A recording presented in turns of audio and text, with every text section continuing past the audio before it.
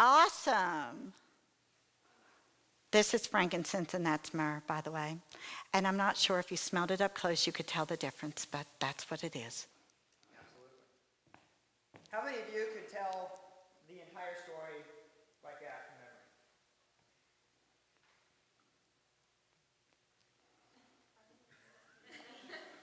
Yeah, most of it. Most of it?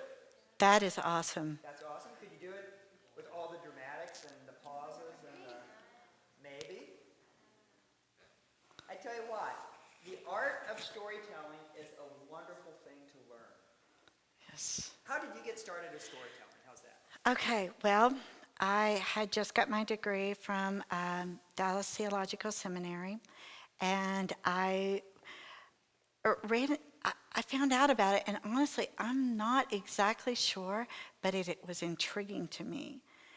And I found some guilds, which is biblical storytelling organizations, and so I joined them. And at first, when I first started telling, I did Gethsemane, which I thought was awesome, right? You know, I mean, we're better. But I only did, it was either 8, maybe possibly 10 verses of scripture.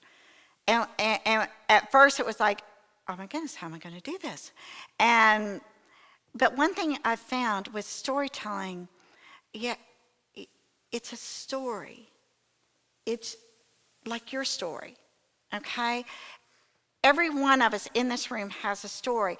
And you know, when you're at family gatherings or hanging out with your friends, you're telling stories. You know, what happened at the ball game last night, or I don't know, I mean, what you're going to do for Christmas, or what happened, the funniest thing that ever happened. You're telling stories. Well, when you look at scripture, like the parables, okay? Can you name a parable? The Good Samaritan, the prodigal son. Is there some of these that you know? Or okay, how about when Peter gets out of the boat and walks on water with Jesus? I mean, most of us know that one. Or when Jonah gets swallowed by the whale. But if you think about those stories, they are stories.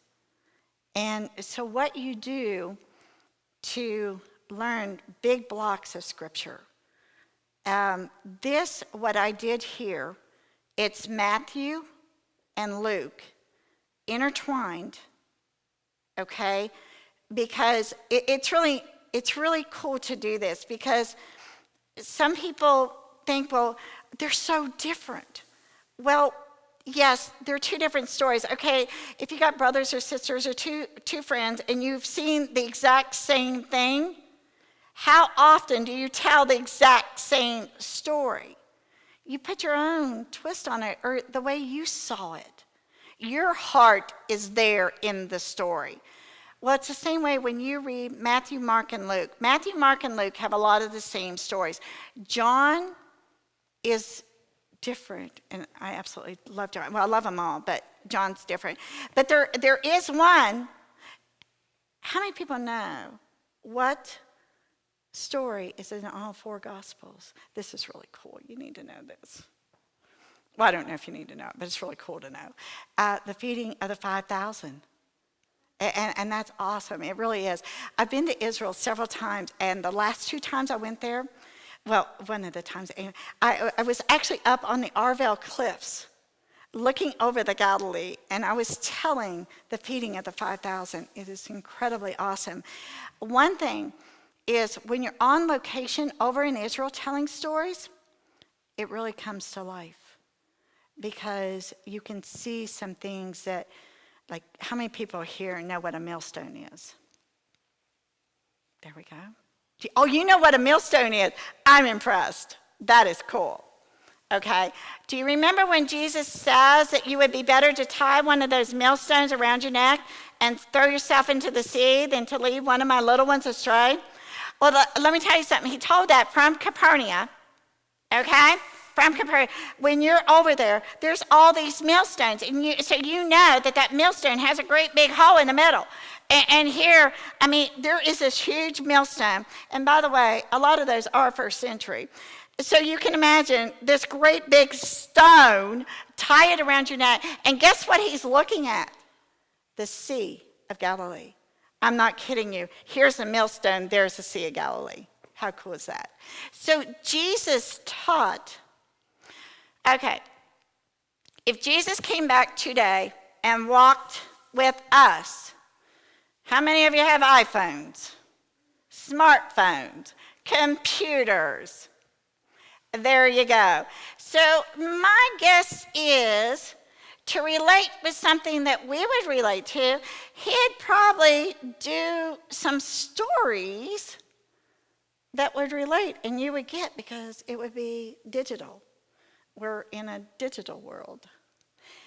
Jesus told stories that related to what they do. And the neat thing about Israel is their culture, even first century, in some way has been preserved because they built with stone. And it's not like building with wood that, deteriorates. However, they did find an ancient boat. This is the coolest thing in the world, guys. This is very, extremely cool. In the shores of the Galilee, you know how lakes, well, they'll be this high and then they'll start losing. So you've watched that, you know what I'm talking about. And sometimes here, we actually drain them. Like where my brother lives, the water is way down and I'm thinking, okay, but your boat's way up there, now how's that gonna work? And, well, they'll just let the water come back in like they normally do, okay? So, but with the Sea of Galilee, the water has gone down. And so some fishermen, I think it was in the 80s, I believe it was in the 80s, they found this boat. I'm so like over the top, like about this boat, and sometimes I forget like dates. But anyway, they found it, and as they were trying to get it out, of course, it was deteriorating because it's over 2,000 years old, or at that time it was almost 2,000 years old. So they brought in experts from around the world, and they dug under it, and it was a process, and they blew polyurethane around it so they could preserve it. And they actually got a crane and everything, and they got this boat up out of the water, right? Now they know 100% for sure that this boat is first century. They can't say, okay, yeah, Jesus was on it. That, we can only imagine, right? There was first century coins in it and first century nails. Coins, for a fact, because on coins are the emperors. So you know for a fact that was a first century boat, and I guess the way they designed nails or something, they also know, so they have proven it's an A find, and that means it has been authenticated. That is a first century boat, and this is the coolest thing in the world, guys. That boat is made out of what we would call in our day and age scrap lumber. Guess how many different woods? Just random. Yes. Okay, is that God or what? Is that God or what? Yeah, when I saw that, the first time I ever went to Israel, I saw this boat, and my heart is beating out of my chest. And when I saw those woods, it's like, oh my goodness, I'm sure Jesus was here, I'm sure. I just go crazy over it. But yeah, 12 woods. That's God. Sometimes you just know, okay, that's God. Because, okay, think about it, guys. We are created in God's image. You know that, right? Each and every one of us are created in God's image. So yes, Jesus lived among us and he was without sin and all that, and I get all that. But you're made in God's image. Do you think Jesus probably laughed? Okay, we know he cried because the scriptures tell us that he wept over Jerusalem. So we know he cried. We know when Lazarus died. Now get this. Okay. when Lazarus died, Jesus actually knew what he was going to do. And by the way, that was a super miracle. And do I have a moment I can tell him why it was a super miracle? Okay. It was a super miracle because in their day and age, they believed that the Spirit would hover over for 4 days. Okay? And on that fourth day, the Spirit would leave and the body would start to deteriorate. Now, when Jesus found out that Nazareth was dead, sick, and he was dead, he hung out where he was for 3 days. By the time he got to the tomb, 4 days. Got it? And he raised Lazarus from the dead.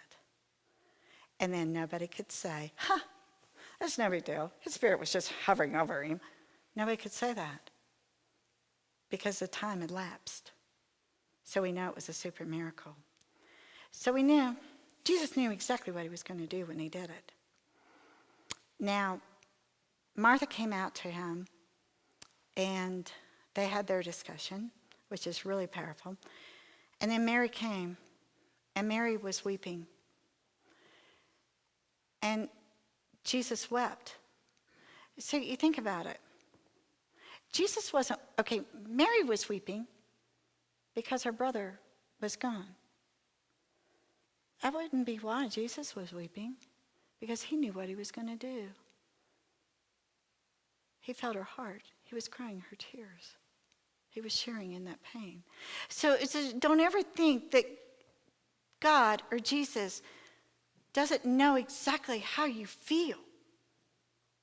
I mean, you're going to go through a lot in life. You just are. Just saying. Okay? Every moment, the Lord is with you. And he cares. He cares for you. And he cries with you. And he knows your pain. So if he can cry with you, don't you think he can laugh with you? Of course he can. Remember, he cries, he laughs. Here, I mean, can't you just imagine him joking around and having fun with his disciples? I mean, I'm sure they had some really good times. Yes, some serious times, but some really good times. And he would always steal away to be with his Father and pray. So we know, what's that tell us? We need to steal away and be with our Father and pray. But, and when you know, the more you know, how many has Bibles here? Okay, more hands than that. How many has Bibles here? Do we have Bibles here? Okay. How many people read their Bibles? If you want to know about Jesus, how are you going to learn about Jesus? Maybe he left us his word, and we can learn about Jesus through his word. We have his word. We can know. We can know Jesus. We can know God. And that's pretty cool. The God of the universe stepped out of glory and came down and lived among us. Experienced everything we experience. And he was without sin. So the next time you cry, you know Jesus is there. He's got you. And the next time you have a victory, and yes, Jesus was there. He's celebrating with you. He's got you. Every step of the way, every moment, every day. He's that close.